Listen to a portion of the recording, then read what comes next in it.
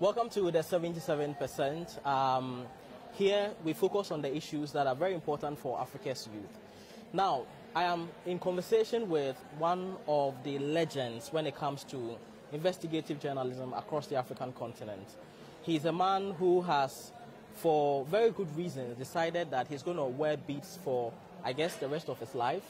Anas Aremeyaw Anas is my guest here today on the 77%. Thank you for joining us. Thank you. It's an honor to be here. And if you're watching us on a live stream, we are in conversation with Anas Aremeyaw Anas, which is live on our Facebook page, DW Africa.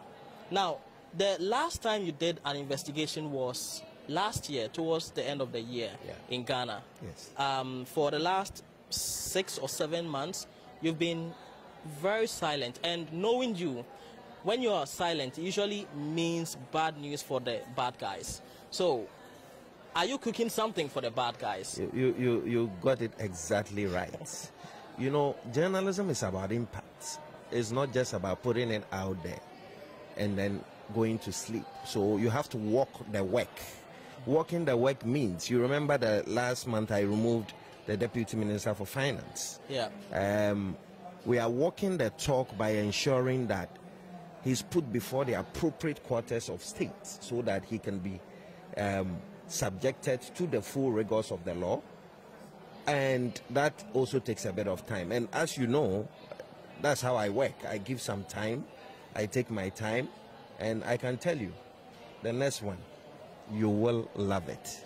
So I'm sensing that there's something big coming here. Are you going to hint us what is coming? See, is the work that I'm doing now might be the last before we get into the election, but already the signs are very clear, and I can tell you the foundations will be shaken once more. Stay tuned. When you say the foundations, you're referring to Ghana's political foundations. Exactly, that's the point, as you know.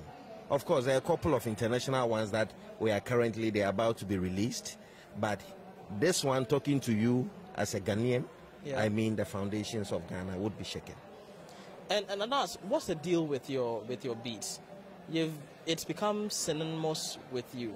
What's the deal here? Well, I think that for continuity and for protection, that's why I have these beats on. It gives me that anonymity.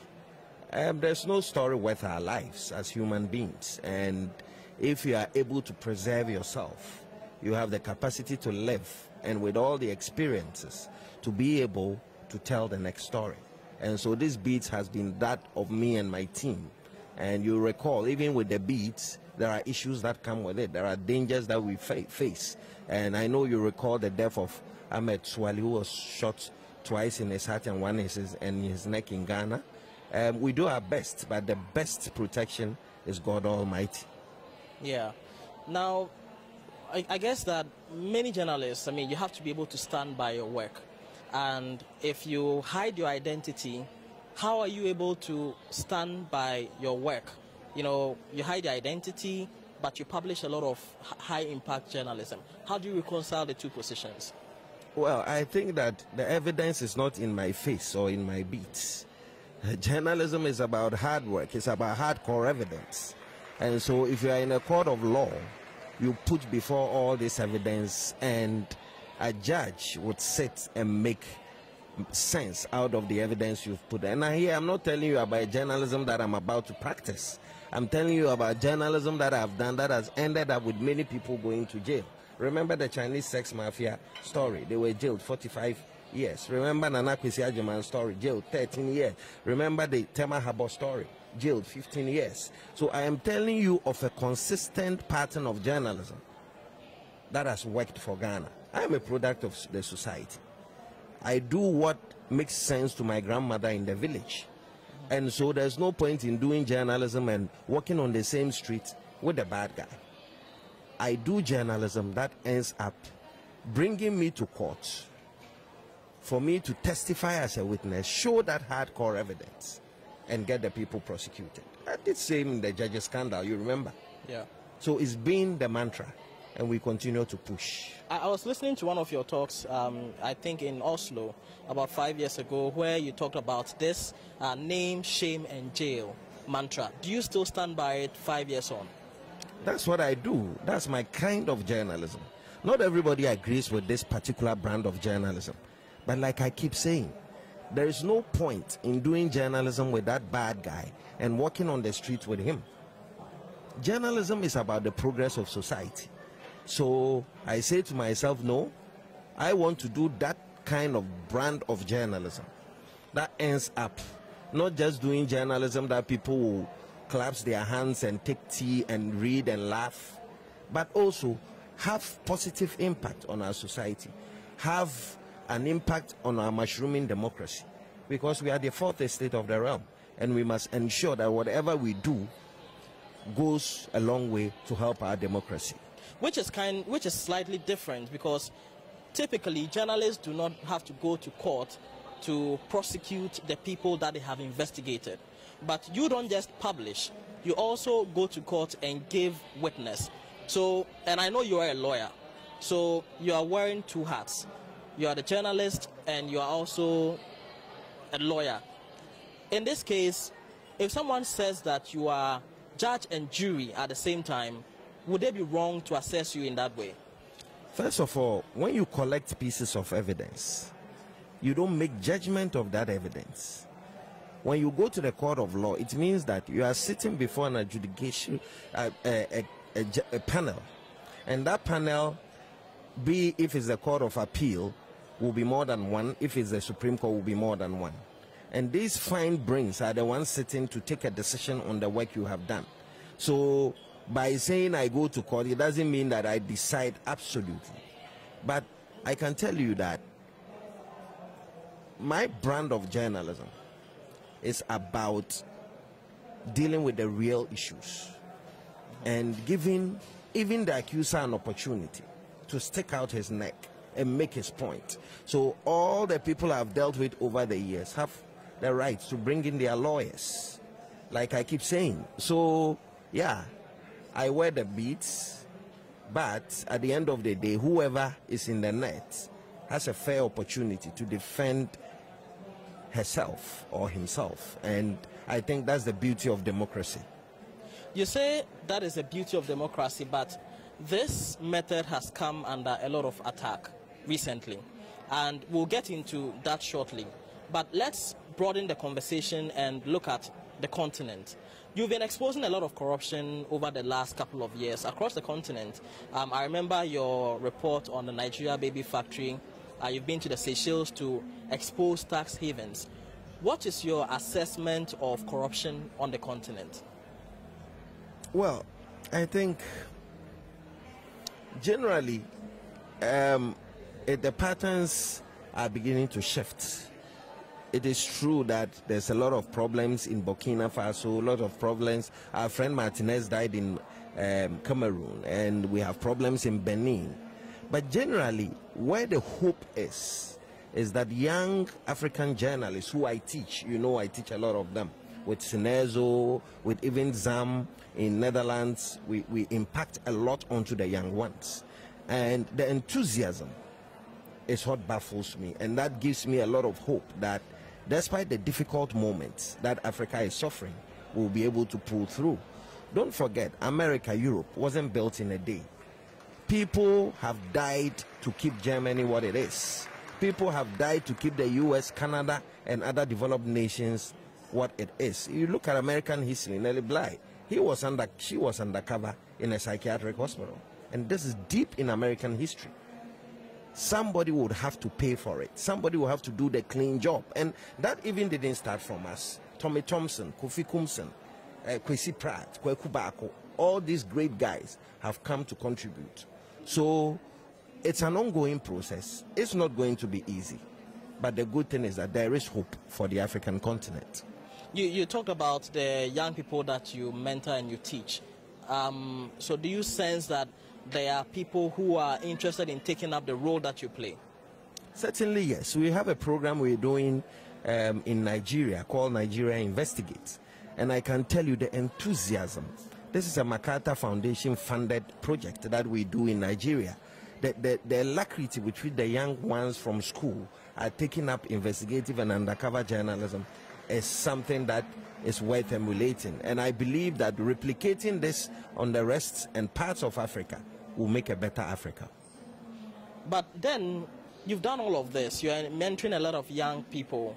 But do you see that African journalists are winning the fight against corruption? Well, the fight against corruption is judged from government to government. And Rwanda is doing well. Some other African countries have picked up very well. We know where they started from. And I think that fighting corruption should not be the duty of journalists alone. It takes the people. We are mirrors of society. So it's a holistic approach. It's not going to be easy. We can't say we have won, but we have to be wide awake every single day, knowing that any opportunity you give, somebody who can steal will take that opportunity and steal. It's also about building institutions, building civil society.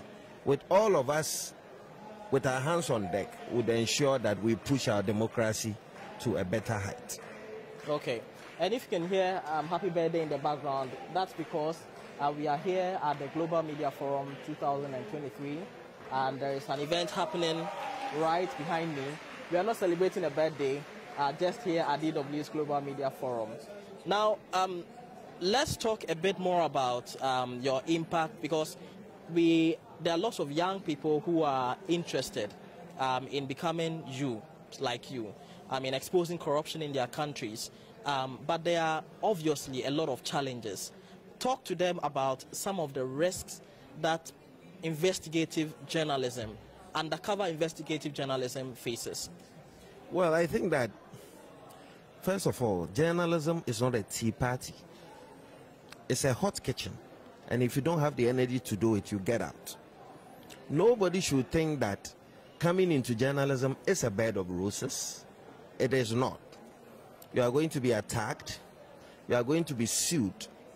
In the football scandal, I was sued 66 times. But here's the trick. If you stick to hardcore evidence, no matter the suit, no matter the number of people who sue you, truth will stand, as Commonwealth Hall would always say. So issues will come.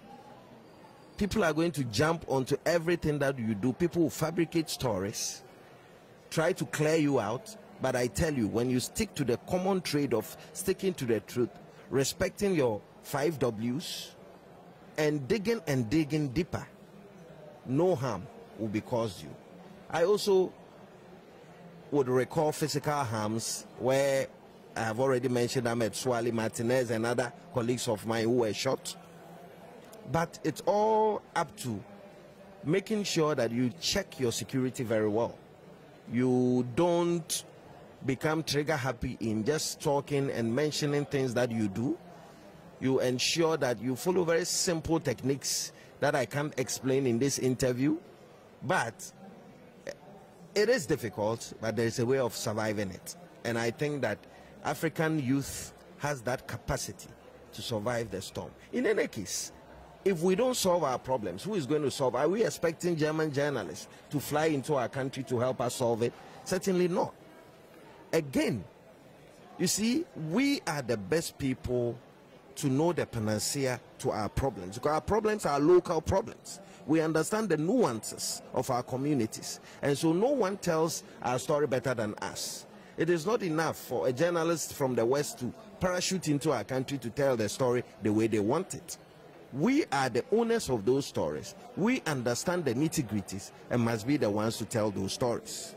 But we are seeing that there's a shrinking of the space for journalists when it comes to their safety.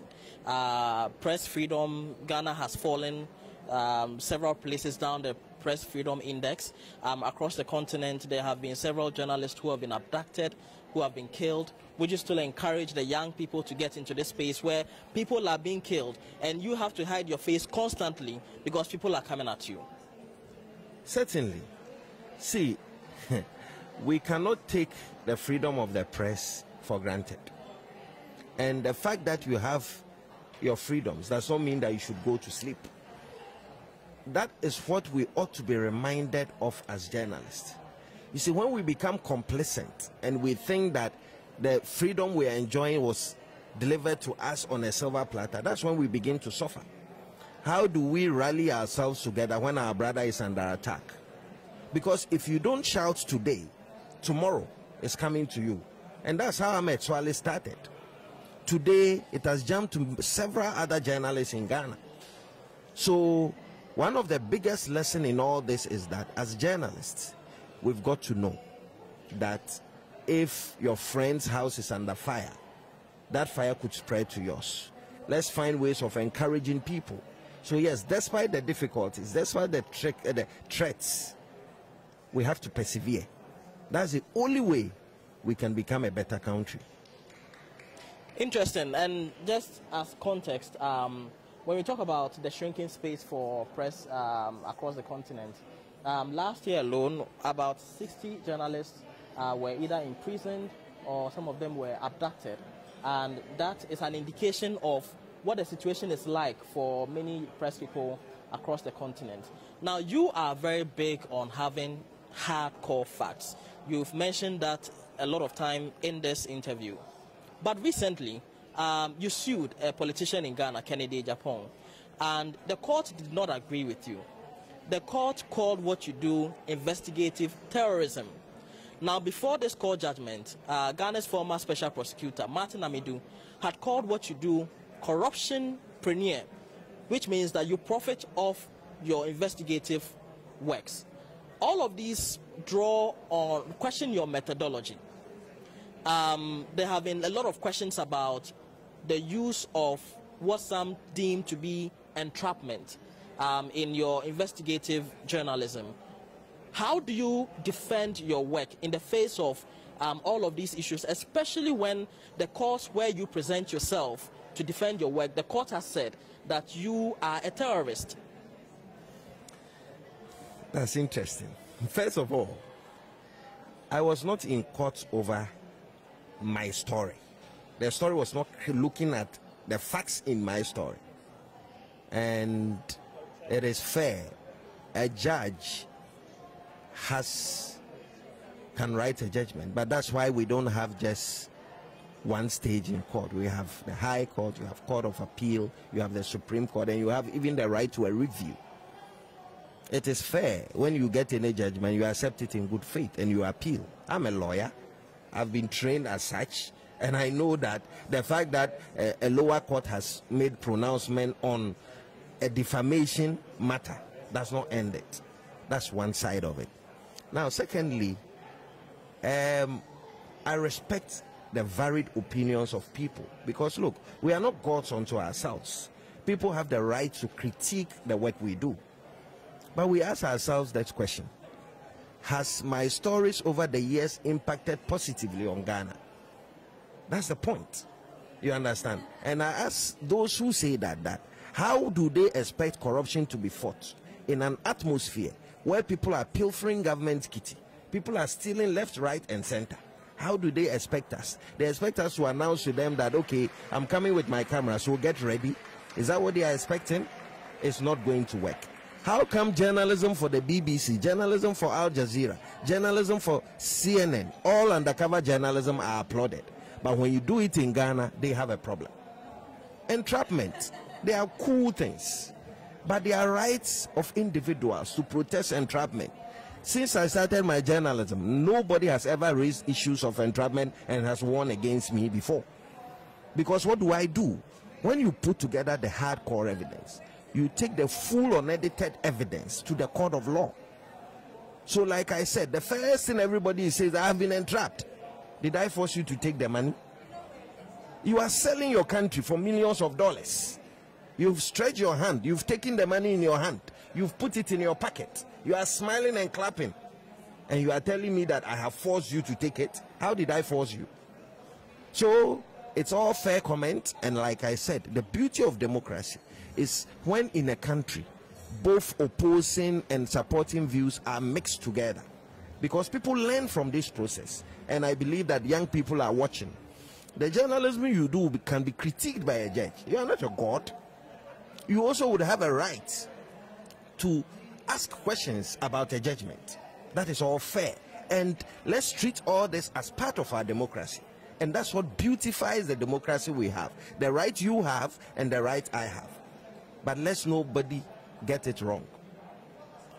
What works best and what has been impactful in the last 20 years in Ghanaian journalism has been undercover, because we have the evidence to show. We have the facts to show. Now, the other question is about Martin Amidou's comment that you are a corruption entrepreneur. Do you make money off exposing corruption? Well, that's a fair comment. Again, Uncle Martin, I've dealt with this matter before. I remember I wrote a public article. He's a senior citizen of Ghana. Me and him have disagreed on many issues publicly. And it is fair. I respect his comment. But here am I sitting here and talking to you. Here am I anywhere. Nobody has ever caught me in a bribery scandal. So, like I said, it is fair. He can describe me. Look, even before Martin Amidou, Atlantic Magazine wrote about me. And they described me as a spy. I mean, about 10 descriptions. So it is fair. Point is that, how does that push the frontiers of our democracy forward? And I encourage people like Martin, let them stick out their neck, let them talk. Let them all make their opinions clear. At the end of the day, I know what I'm doing. I'm focused on it. And I can tell you there'll be several liberal dosages of my journalism over a period of time. Would you say that the attacks on your person, the court cases, and all of these things, have they increased over the last couple of years? How do you assess them?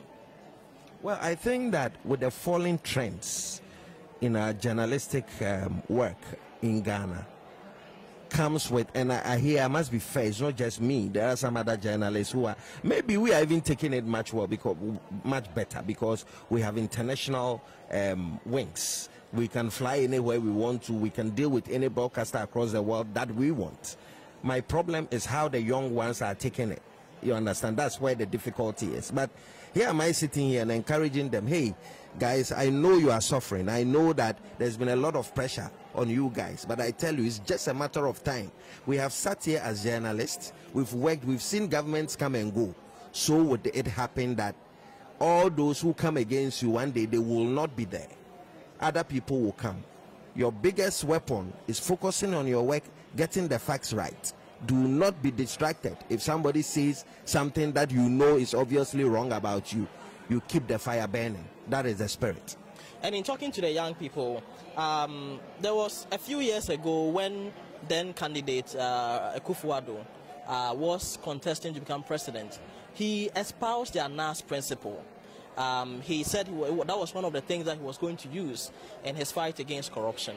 But it is also during his presidency that we have seen the killing of Ahmed Swale, we have seen attacks on your person, court cases where judges describe you as a terrorist. How do you reconcile the man who espoused the Anas principle and what's happening under his presidency? Well, I'm too young to pass a judgment on an existing government. And if a government says they have plans and their term has not ended, it will be premature to want to take a definite position about what the president said. But there's one thing that sticks out clearly. Politicians campaign in poetry, but govern in prose. Do you care to break that down for us? I'm sure that many of our listeners didn't catch that. You please say it again. I said to you that politicians campaign in poetry, but govern in prose. And this is general across the world, everywhere. Okay. All right, so that's something for you to chew on as you watch this interview.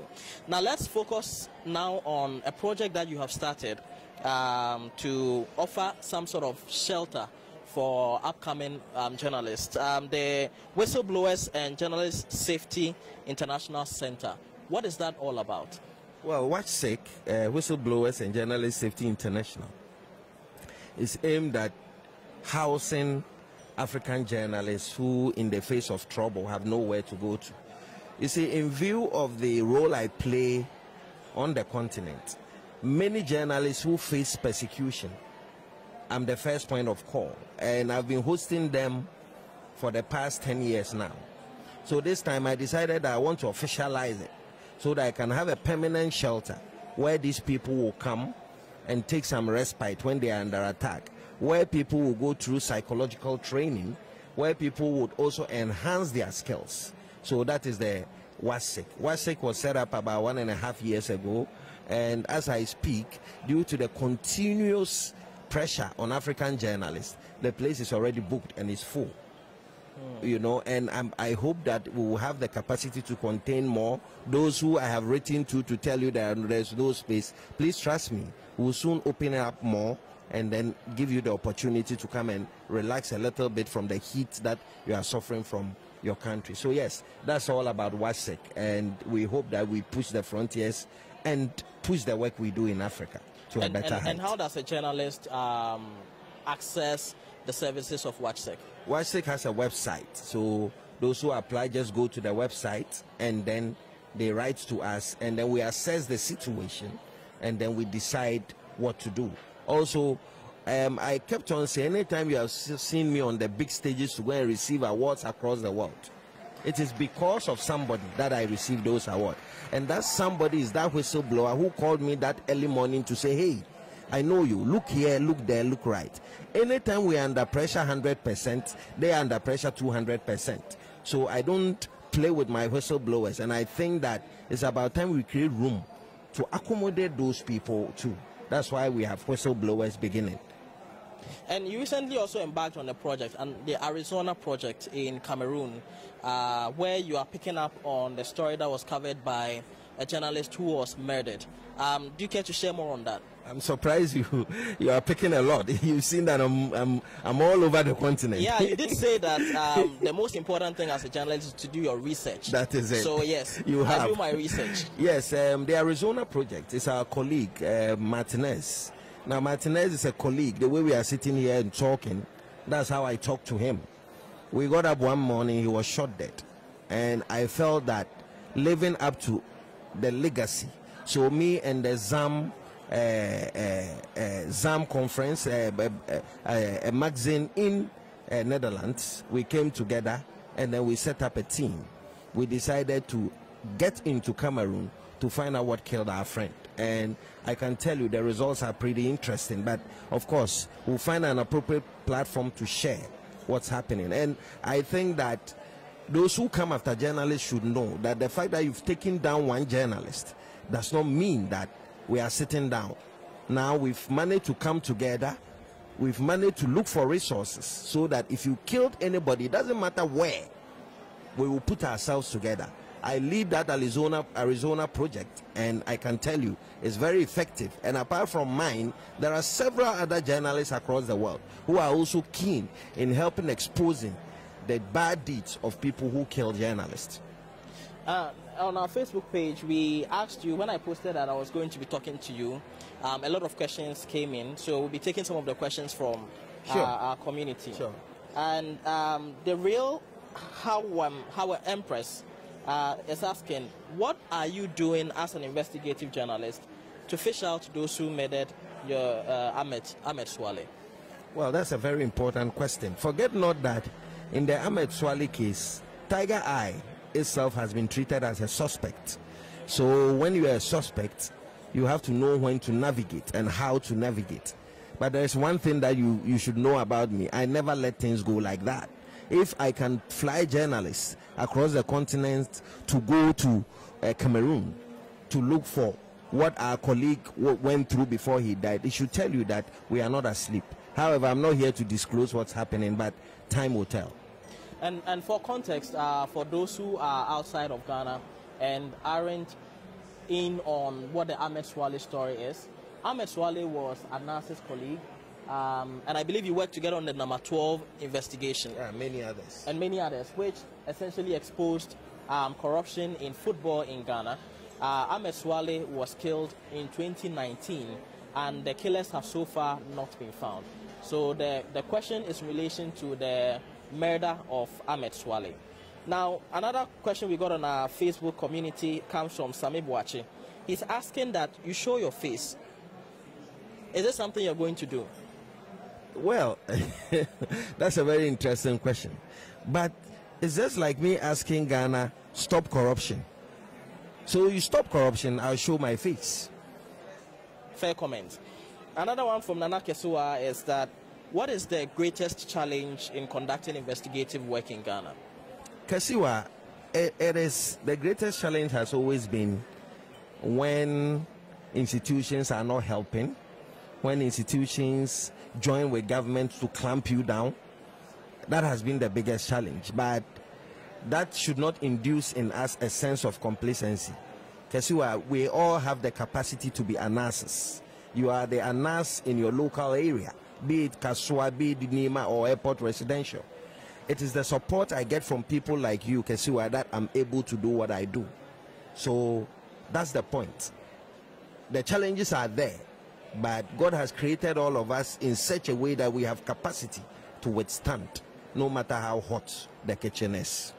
And we've got one from Nabil Ahmed, but that you've already touched on. He says, what do you make of the way your integrity has been questioned after the fallout from the Nyantechi football scandal and the way things turn out at the High Court when the judges asked you to show your face and testify as a witness?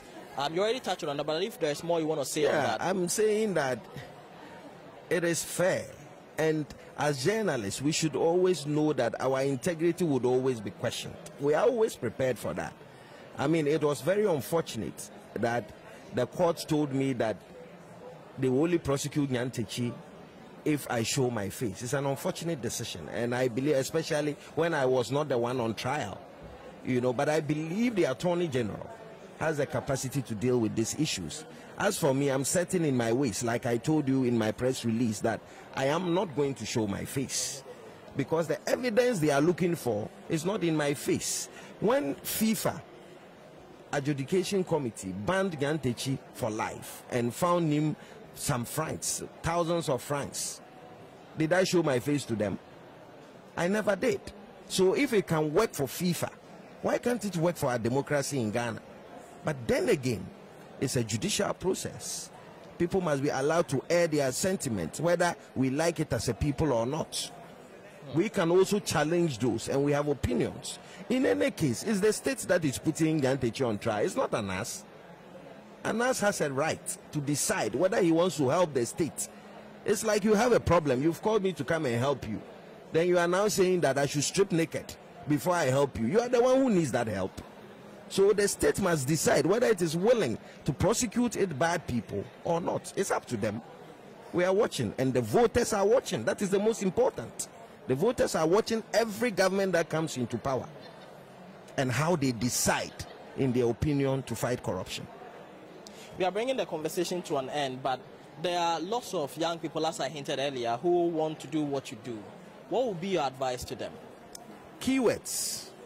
Guys, look, whether the big people like it or not, we are the future of Ghana.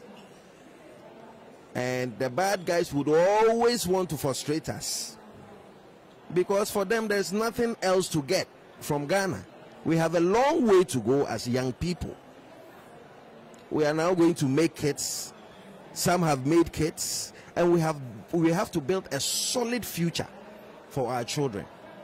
And if we want to do so, and if we want to live in a peaceful environment, unlike other African countries where there are wars and others, we still have to push the tenets of our democracy. We have to push and ensure that the right thing is done. It's not going to be easy, but let us stand firm. Let us ensure that we do the right thing. And let us not forget, extreme remedies are the most appropriate for extreme diseases. And I would always belong to the remedy. I ask you all to join me to push the frontiers of our democracy forward. Thank you very much. Thank you very much for your time, Anas. It's been a pleasure. Thank you so much, Michael.